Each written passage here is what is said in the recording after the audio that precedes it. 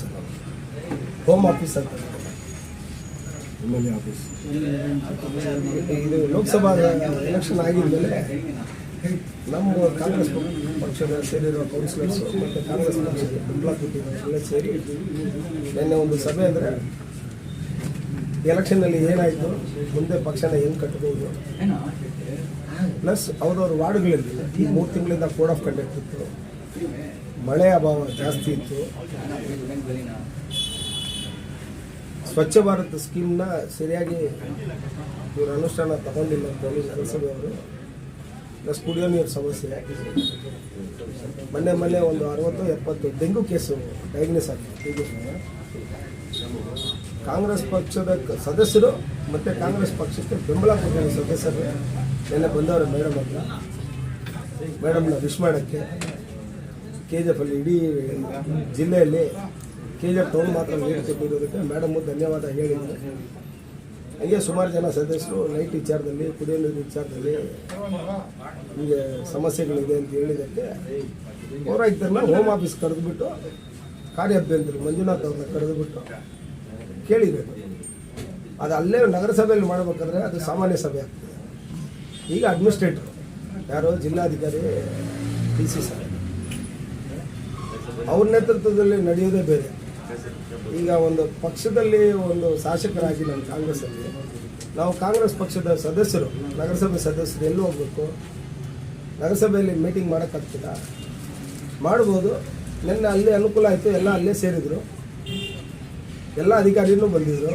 ಕೆಲವರಿಗೆ ಬೋರ್ವೆಲ್ ಹಾಕಿದ್ದಾರೆ, power connection ಇಲ್ಲ, ಅದಕ್ಕೆ ಬೆಸ್ಕಾಂ ಅವ್ರನ್ನ ಕರೆದಿದ್ರು.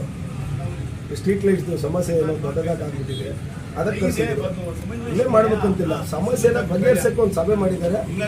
ಅದು ಆಯಿತು, ಸಭೆ ಮಾಡಿದ್ದು ತಪ್ಪು ಸರಿ ಅಂತ ಈಗ ಗೆದ್ದಿರೋ ಲೋಕಸಭಾ ಸದಸ್ಯರು ಹೇಳೋದು ತಪ್ಪು. ಮೊನ್ನೆನೂ ಒಂದು ಹೇಳಿಕೆ ಕೊಟ್ಟಿದ್ದಾರೆ, ನಾನು ಇಂಡಸ್ಟ್ರಿ ಬರ್ತಿರ್ತಂದು ಸ್ವಾಮಿ ತಾವು ಗೆದ್ದು ಒಂದು 15 ದಿವಸ ಆಗಿದೆ, ನಾವೇನೋ ತಮ್ಮ ಮೇಲೆ ಪ್ರತಿಕ್ರಿಯೆ ಕೊಡೋಷ್ಟು ದೊಡ್ಡವರಿಲ್ಲ, ನಮಗೊಂದು ಅವಕಾಶ ಸಿಕ್ಕಿದೆ.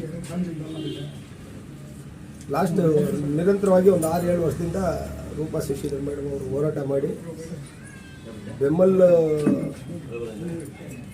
ಫ್ಯಾಕ್ಟ್ರಿ ಅವ್ರ ಕಂಟ್ರೋಲ್ನಲ್ಲಿದ್ದಿರೋ 1992 ಎಕರೆನ ಮತ್ತೆ ರಾಜ್ಯ ಸರ್ಕಾರ ಕೊಟ್ಟು, ರಾಜ್ಯ ಸರ್ಕಾರದಿಂದ KDBಗೆ ಅದನ್ನು ಹಸ್ತಾಂತರ ಮಾಡಿ KDBಯಿಂದ 23 ಕೋಟಿ ರೂಪಾಯಿ ದುಡ್ಡು ಕಟ್ಟಿ ಈ ಕಾನ್ಸೆಪ್ಟ್ ಲಾಸ್ಟು 3 ವರ್ಷದಿಂದ ನಡ್ಕೊಂಡು ಹೋಗ್ತೀವಿ.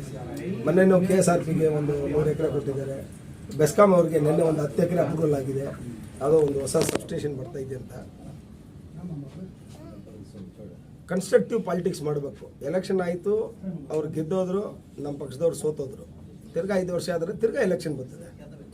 ಇವತ್ತು ಈಗಿರೋ ಲೋಕಸಭಾ ಸದಸ್ಯರಿಗೆ ಒಂದೇ ಒಂದು ವಿನಂತಿ, KGF ವಿಚಾರವಾಗಿ ನೀವು ಯಾವತ್ತ ನಮ್ಮ ಶಾಸಕರನ್ನ ಕರೀರಿ, ಯಾವುದೇ ಕೆಲಸ ಹೇಳಿ, ಜೊತೆಗೆ ನಿಂತು ನೀವು ಕೆಲಸ ಮಾಡಿದರೆ ಈ ಕೇಂದ್ರ ರಾಜ್ಯ ಡಬಲ್ ಇಂಜಿನ್ BJP ಸರ್ಕಾರ ಹೇಳ್ತಾರೆ ಅಂತ ಡಬಲ್ ಇಂಜಿನ್ ಮಾಡಿ ನಮ್ಮ ಜಿಲ್ಲೆಯಲ್ಲಿ ತಾವು ಮೇಡಮು ಬಂಗಾರಪೇಟೆ ಇದ್ದರೆ ಬಂಗಾರಪೇಟೆ ಅಲ್ಲಿ ಯಾರು ಶಾಸಕರು ಇರ್ತಾರೋ ಅವ್ರ ಜೊತೆ ಸೇರ್ಕೊಂಡು ಕೆಲಸ ಮಾಡಿದರೆ ನಿಮಗೂ ಒಳ್ಳೆಯ ಹೆಸರು ಬರ್ತದೆ, ಪ್ಲಸ್ ನಿಮಗೂ ಒಂದು ಅನುಭವ ಸಿಗ್ತದೆ. ನಮಗೆ ಅನುಭವ ಇಲ್ಲ ಅಂತ ಹೇಳ್ತಾ ಇಲ್ಲ, but once after electing what power you are getting ಅದನ್ನೇ ಬೇರೆ. ರಾಜಕೀಯದಲ್ಲಿ ಇದ್ದು ಸೋಲು ಗೆಲುವನ್ನ ಸಗದಾನೆ, ಬಟ್ ಇವತ್ತು ದೇವರು ನಿಮ್ಗೆ ಆಶೀರ್ವಾದ ಮಾಡಿದ್ದಾರೆ. ಪ್ರತಿಯೊಂದಕ್ಕೂ ತಾವು ಕಮೆಂಟ್ ಕೊಡೋದು ಅದು ನನ್ನ ಪ್ರಕಾರ ಸರಿಯಿಲ್ಲ ಅನಿಸ್ತಿದೆ. ಪೆಟ್ರೋಲ್ ಡೀಸೆಲ್ ಇವಾಗ ಸಡನ್ ಆಗಿ 3 ರೂಪೀಸ್ ಹೆಚ್ಚು ಮಾಡಿದ್ದಾರೆ, ಅದ್ರ ಬಗ್ಗೆ ಏನಿದೆ ಸರ್? ಸಡನ್ ಆಗಿ ಅಂತ ಹೇಳೋಕ್ಕಾಗಲ್ಲ, ನಿರೀಕ್ಷೆ ಇದ್ದಿದ್ದೆ. ಯಾಕಂತ ಹೇಳಿದರೆ ರಾಜ್ಯ ಸರ್ಕಾರದ್ದು ವರ್ಷಕ್ಕೆ 60 ಇಂದ 65 ಸಾವಿರ ಕೋಟಿ ಸಬ್ಸಿಡಿಯಲ್ಲಿ ಹೋಗ್ತದೆ. 5 ಸ್ಕೀಮು ಇದು ಮಾಡಬೇಕು, ಚಾಲನೆ ನಡೀತಾ ಇದೆ. ಇದನ್ನು ಮಾತ್ರ ನೀವು ಕೇಳ್ತಾ ಇದ್ದೀರಿ. ಕೇಂದ್ರ ಸರ್ಕಾರ 34% ಎಕ್ಸೈಸ್ ಡ್ಯೂಟಿ ಇದೆಯಲ್ಲ, ವ್ಯಾಟ್ ಬಂದರೆ ರಾಜ್ಯ ಸರ್ಕಾರಕ್ಕೆ ಕೇಂದ್ರ ಸರ್ಕಾರಕ್ಕೆ ಡಿವೈಡ್ ಆಗ್ತದೆ. GST watt, excise duty purely ಕೇಂದ್ರ ಸರ್ಕಾರಕ್ಕೆ ಹೋಗ್ತದಲ್ಲ. ಇವತ್ತು ಕ್ರೂಡ್ ಬಂದ್ಬಿಟ್ಟು ಬರೀ $81 ಇದೆ. ಲಾಸ್ಟ್ 8 ತಿಂಗಳಿಂದ 60 ಇಂದ 65, $70 ಮೇಲೆ ಹೋಗಿಲ್ಲ. ಇವತ್ತು ನಮ್ಮ ಇಂಪೋರ್ಟ್ ಕಾಸ್ಟೇ ಬಂದ್ಬಿಟ್ಟು 32 ರೂಪಾಯಿನ ಆಗ್ತಾ ಇದೆಯಲ್ಲ ಸರ್ ಕ್ರೂಡ್ ಆಯಿಲ್. ಅದರ ಬಗ್ಗೆ ಯಾರು ಕೇಳ್ತಾ ಇಲ್ವಲ್ಲ. 3 ರೂಪಾಯಿ ಜಾಸ್ತಿ ಮಾಡಿದ್ದಾರೆ, ಸಾರ್ವಜನಿಕರ ಮೇಲೆ ಒತ್ತಡ ಆಗ್ತದೆ. ಬಟ್ ಒಂಚೂರು ಎಲ್ಲನ ನಾವು ಕಳ್ಕೊಂಡ್ರಲ್ಲೇ ಇನ್ನೊಂದು ಚೂರು ಗೆದ್ಕೊಂಡು ಬರ್ತಾ ಇದ್ದಾರೆ. 2 ರೂಪಾಯಿ 3 ರೂಪಾಯಿ ಅನ್ನೋದು ಯಾವುದೇ ಡಿಫ್ರೆನ್ಸ್ ಲೈಫಲ್ಲಿ ಅಷ್ಟು ಮಾಡಲ್ಲ. ಯಾಕೆ ಅಂತ ಹೇಳಿದ್ರೆ ಒಬ್ಬ ಸಾಮಾನ್ಯ ಮನುಷ್ಯ ಕೆಲಸಕ್ಕೆ ಹೋಗೋನು ಆಗ್ತದೆ. ಬಟ್ ನೀವು 100 ರೂಪಾಯಲ್ಲಿ 33 ರೂಪಾಯಿ ನೀವು ಇದು ಮಾತ್ರ ಎಕ್ಸೈಸ್ ಡ್ಯೂಟಿ ಮಾತ್ರ ತಗೊಳ್ತಿದ್ರಲ್ಲ, ಅದ್ರ ಬಗ್ಗೆ ಪ್ರತಿಕ್ರಿಯೆ ಕೇಳಿ. ಈಗಿರೋ ಕೇಂದ್ರ ಸರ್ಕಾರದಲ್ಲಿ ಇಲ್ಲಿದಾರಲ್ಲ ನಾಯಕರುಗಳು, ಕೇಂದ್ರ ಸರ್ಕಾರಕ್ಕೆ ಬೆಂಬಲ ಕೊಟ್ಟಿರೋರು, ಅವ್ರನ್ನ ಕೇಳಿ. 3 ರೂಪಾಯಿ ಜಾಸ್ತಿ ಮಾಡಿದ್ದು ತಪ್ಪ ಸರಿನಾ ಅಂದರೆ ನನ್ನ ಪ್ರಕಾರ ಸರ್ಕಾರ ನಡಬೇಕಾದ್ರೆ ಕೆಲವೊಂದು ಹಿಂದೆ ಮುಂದೆ ಆಗ್ತದೆ. ಯಾವುದನ್ನ ಸ್ಕೀಮು ಮಾಡುವಾಗ ಅದನ್ನು ಅನುಷ್ಠಾನಕ್ಕೆ ತರೋಕ್ಕೆ ಫಂಡ್ಸು ತೊಂದರೆ ಆಗ್ತದೆ. ಮಾಡಿದ್ದಾರೆ, ಅದು ಎಷ್ಟು ದಿವಸ ನಡೀತದೆ ಅಂತ ಗೊತ್ತಿಲ್ಲ. 1-2 ತಿಂಗಳಲ್ಲಿ ತಿರ್ಗಾ ರಿವರ್ಸು ಮಾಡ್ಬೋದು. ಫಸ್ಟ್ ಎಕ್ಸೈಸ್ ಡ್ಯೂಟಿನೂ ಕೇಳಬೇಕು. ಈಗ ಮೊನ್ನೆ ಪ್ರಧಾನಮಂತ್ರಿ ಹೇಳಿದ್ದಾರೆ, ಇದು ಪೆಟ್ರೋಲ್ ಡೀಸೆಲ್ ಕ್ರೂಡ್ ಆಯಿಲ್ 3 GSTಯಲ್ಲಿ ತರ್ತೀನಿ ಅಂತ ಹೇಳ್ಬಿಟ್ಟು. ಬರಲಿ, let it come under ambit of GST.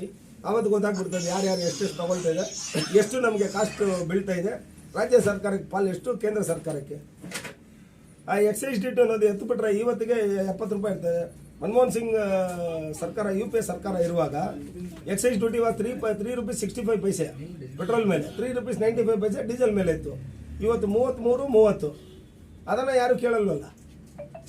ಅದನ್ನು ಕೇಳಿ ಸ್ವಾಮಿ. ವಿರೋಧ ಪಕ್ಷದಲ್ಲಿ ಇವತ್ತು ಯಾರು KJP ಇದ್ದಾರೆ ಅವ್ರನ್ನ ಕೇಳಿ. ಈಗ ಗ್ಯಾರಂಟೀಸ್ ಅದು that is N state policy matter.